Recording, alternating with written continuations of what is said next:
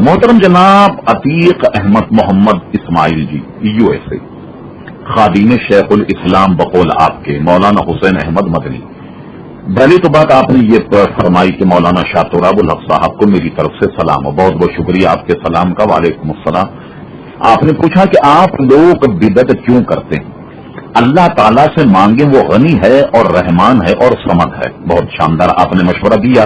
آپ کو یہ کیسے پتہ لگ گیا کہ ہم اللہ تبارک و تعالیٰ سے نہیں مانتے، یا اللہ تبارک و تعالیٰ کو غنی نہیں مانتے، یا اللہ تبارک و تعالیٰ کو رحمان نہیں مانتے، اللہ تبارک و تعالیٰ کو صمد نہیں مانتے؟ یہ آپ کو سیو ہوا کیسے کہ ہم اس کے قائل نہیں؟ محترم عتیق احمد صاحب، یہ بات آپ ذہن میں رکھیے. بات صرف اس میں آپ کو جو چبھ رہی وہ یہ کہ شاید آپ یہ سمجھے کہ ہم اللہ کے رسول سے یا اولیاء اعظام سے مانگتے ہیں تو یہ اللہ تبارک و تعالیٰ کے مانگنے کے منافی ہے.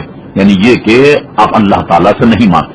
خوب یاد رکھیے کہ ہم اگر انبیاء سے مانگتے ہیں یا اولیاء سے مانگتے ہیں تو وہی حصہ مانگتے ہیں جو اللہ تبارک و تعالیٰ نے انبیاء کرام علیہم الصلاۃ والسلام کو عطا فرمایا. مشکاۃ شریف کتاب العلم میں حدیث ملاحظہ فرمائیے. کتاب العلم میں بالکل اوائل ہی میں یہ حدیث ہے، انما انا قاسم واللہ یعطی. فرمایا کہ اللہ تعالیٰ مجھے عطا کرتا ہے اور میں مخلوق میں تقسیم کرتا ہوں. اب بتائیے، حضور علیہ السلام خود فرماتے کہ میں مخلوق میں تقسیم کرتا ہوں. اور شیخ الاسلام صاحب کے عزیز عتیق احمد صاحب، کبھی آپ کو یہ توفیق ہوئی کہ خود اپنے امام اور تصوف کے بہت بڑے پیر و مرشد حاجی امداد اللہ مہاجر مکی کے ملفوظات کا مطالعہ آپ نے کیا جو مولوی اشرف علی تھانوی صاحب نے ترتیب دی؟ سنیے، حاجی امداد اللہ مہاجر مکی خود اپنے لیے کیا فرماتے ہیں.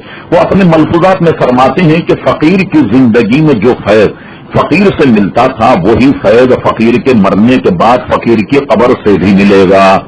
آپ نے جاننے کی کوشش نہیں کی کہ گویا آپ کے پیر و مرشد کیا ارشاد فرما رہے ہیں. پھر آپ نے آگے یہ کہا کہ اللہ کے ولی صرف ولی ہیں، خدا نہیں ہے. پہلے آپ نے جاننے کی کوشش کی ولی کہتے کس کو؟ ولی کے معنی خدا کا قرب حاصل کرنے والا شخص، جس کے متعلق خود قرآن مجید فرقان حمید نے ارشاد فرمایا. 11واں پارہ ملاحظہ فرمائی، الا ان اولیاء اللہ لا خوف علیہم ولا هم یحزنون. خبردار، اللہ تبارک و تعالیٰ کے جو دوست ہیں انہیں کوئی خوف اور کوئی حزن نہیں. الذین آمنوا وکانوا یتقون، یہ وہ لوگ ہیں جو ایمان لائے اور جنہوں نے تقوی اختیار کیا. یہ آیت سے کیا ثابت ہوتا ہے کہ واقعی اللہ تبارک و تعالیٰ کے پسندیدہ بندے ہیں، وہ عام بندے نہیں. جب اللہ کے ولی ہیں تو اللہ کا ولی کہتے کس کو ہیں؟ یہ آپ نے کبھی جاننے کی کوشش کی؟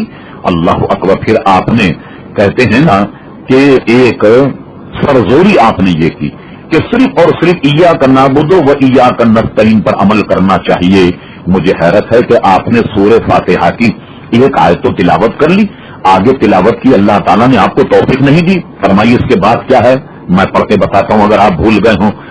آپ نے یہاں تک پڑھا ایاک نعبد و ایاک نستعین. ٹھیک ہے، ہم تیری عبادت کریں، تجھی سے مدد چاہیں. اس کے بعد کیا ہے؟ اہدینا الصراط المستقیم، چلا ہمیں سیدھا راستہ. پھر فرمائیے کیا ہے؟ صراط الذین انعمت علیہم، اور ان لوگوں کا راستہ جو تیرے انعامی یافتہ بندے ہیں. اب بتائیے صاحب، اولیاء سے تو آپ کی بھی جان نہیں چھوٹی، اور آپ جانتے ہیں کہ اللہ تبارک و تعالیٰ کے انعامی یافتہ بندے کون ہیں؟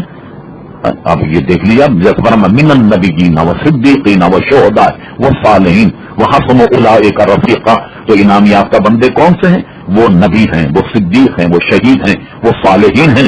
تو اس کا مطلب یہ ہوا کہ رب کریم یہ فرما رہا ہے کہ ان کی اطاعت کرو جو میرے نیک بندے ہیں، ان کا راستہ اختیار کرو جو میرے نیک بندے ہیں. اب بتائیے آپ کی توحید کا کیا بنا کہ جس کے بچانے کے لیے آپ پیچھے پڑے ہوئے ہیں؟ اس لیے اگر آپ پوری سورہ فاتحہ پڑھ لیتے عتیق صاحب، شاید آپ کو یہ سوال کرنے کی نوبت بھی نہیں آتی.